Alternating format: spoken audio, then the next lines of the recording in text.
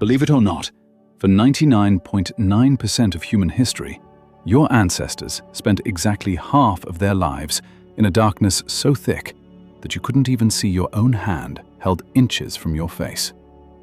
Today, we banish the night with the flick of a switch, never giving it a second thought. But for the vast majority of our time on Earth, darkness wasn't a choice. It was a boundary, a hard limit on what it meant to be alive.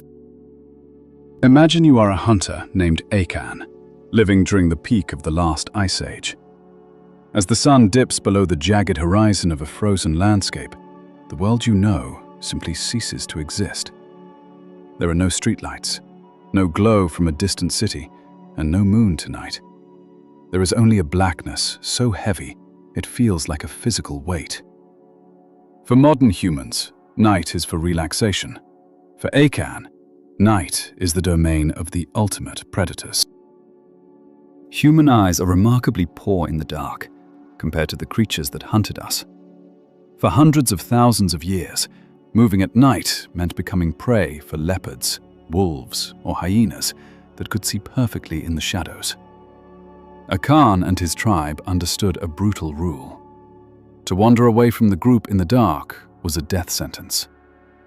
This primal fear isn't just a phobia. It is a survival mechanism etched into your DNA over eons. But then came a discovery more profound than the wheel: the mastery of fire.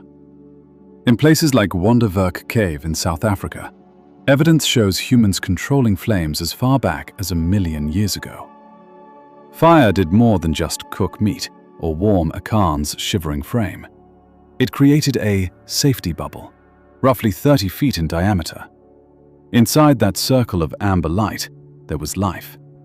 Outside that circle, there was only the cold, hungry dark.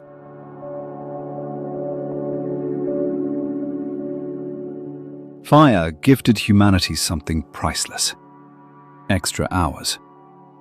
Before fire, the productive day ended exactly at sunset. In the harsh winters of the Ice Age, Akan might have had only 8 usable hours of light. But the flickering flames added 2 to 4 hours to every single day. Over thousands of generations, those extra hours changed our species. They gave us the time to stop merely surviving and start thinking. In 2014, anthropologist Polly Wiesner published a groundbreaking study on the Jihawansi people of the Kalahari, who still live close to the ancient human way. She found that during the day, 80% of conversations were practical, about hunting, gathering, and logistics. It was the work talk of the prehistoric world. But at night, the entire character of human interaction shifted. Around the fire, 81% of the talk was about stories. Under the dancing shadows of the cave wall, Akan's face would light up as he told tales of distant lands, ancient ancestors, and the spirits that moved the clouds. Fire transformed the night from a void of fear into the world's first theater, its first classroom, and its first temple. It was here, in the extended evening, that human culture was born. We learned to imagine things that didn't exist yet, simply because we had the light to talk about them. We often think civilization began with farming or writing, but it actually began with the late-night story. When Akan and his kin laughed at a joke or shivered at a myth together, they were building social bonds stronger than any stone tool. The campfire was where we learned to be us. It was the bridge between the animal instinct of the day and the complex, spiritual interior world that defines humanity. This shift wasn't just social, it was biological. The heat and light of the fire allowed our ancestors to relax their hypervigilance. For the first time, Akan could close his eyes without the immediate terror of being eaten. This sense of security fostered the development of the prefrontal cortex, the part of the brain responsible for complex planning and social bonding. Fire didn't just heat our bodies, it literally forged the modern human mind.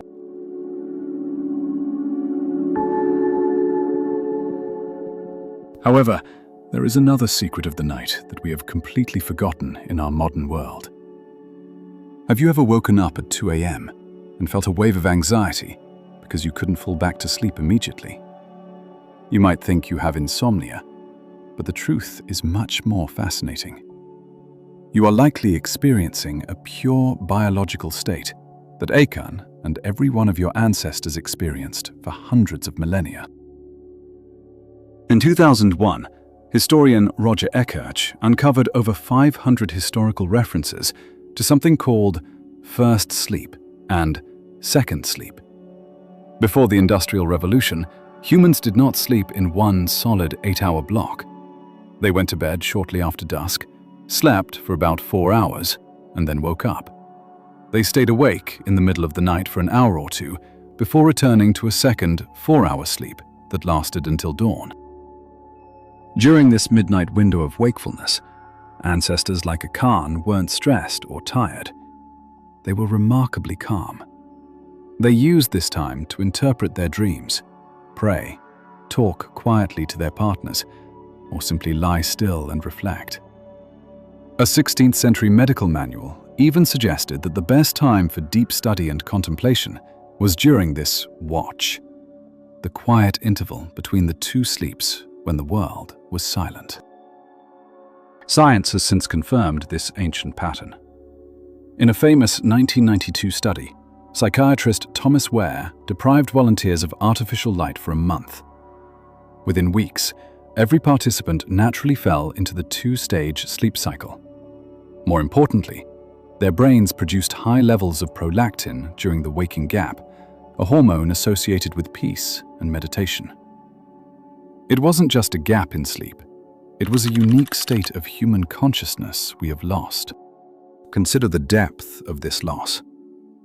For Achan, this middle-of-the-night period was a sacred bridge between the world of dreams and the world of reality.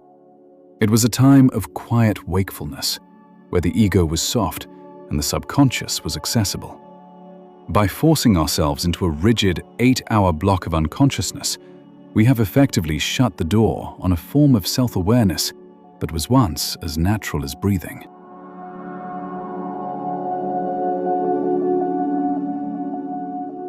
What destroyed this ancient rhythm? The answer is the light bulb. Starting with the first street lamps in 17th century Paris, to Thomas Edison's commercialization of the electric light in 1879, we have successfully conquered the night. But this victory came at a staggering cost. By flooding our world with light, we didn't just gain more time for work, we inadvertently erased a vital phase of the human experience. Today, the average person is exposed to artificial light for 7 to 8 hours after sunset. The blue light from your phone and laptop screens tricks your brain into thinking it is still high noon. It suppresses melatonin, the hormone that tells your body it's time to rest. We have effectively put our biological clocks in a state of permanent confusion, overriding a programming that served Achan perfectly for thousands of years. The impact is real and immediate. Research shows that campers who go without electronics for just 1 week see their melatonin cycles reset by nearly 2 hours. Their bodies begin preparing for sleep at sunset, exactly as nature intended. It only takes 7 days to reawaken a biological rhythm that has been dormant for over a century. Our bodies remember the darkness, even if our minds have forgotten it. We traded the meditative silence of the midnight watch for productivity and 24/7 entertainment. We labeled waking up at night as a disorder, but perhaps it's actually the body's way of trying to return to its natural state. We have gained the ability to work and play at any hour, but we have lost the profound, quiet connection to our inner selves that only the true, deep darkness can provide.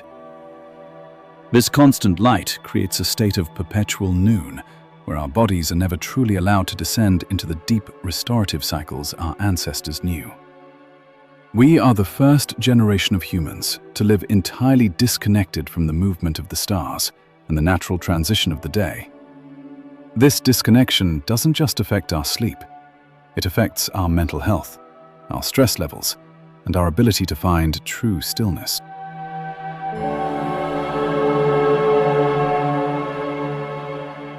The story of Achan and the ancient night reminds us that we are not just modern cogs in a high-tech machine. We are biological beings, carrying the legacy of the Ice Age. When you turn off the lights tonight, don't view it as the end of your day. View it as a return to your roots. The darkness is not a void to be feared or filled with flickering screens. It is a space for the soul to breathe. The lesson here isn't that we should throw away our light bulbs and move back into caves. Instead, it's about understanding and respecting the rhythms of our own biology. If you find yourself awake in the middle of the night, stop fighting it. Don't reach for your phone. Allow yourself to exist in that quiet, prolactin-rich state of reflection. It is a gift of time that your ancestors cherished for its clarity and peace.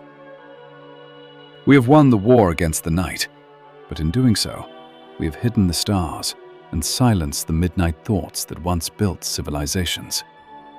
Real progress isn't just about making things brighter. It's about knowing when to let things go dark. The most profound insights often don't come under the glare of a fluorescent bulb, but in the soft glow of a dying fire or the total silence of a moonless night. Our ancestors built the foundation of humanity in the hours between the first and second sleep. They dreamed, they planned, and they connected with the mystery of existence. What are we building with our extra hours of artificial light? If the world went dark tomorrow, would you be terrified by the silence? Or would you finally feel like you've come home to yourself?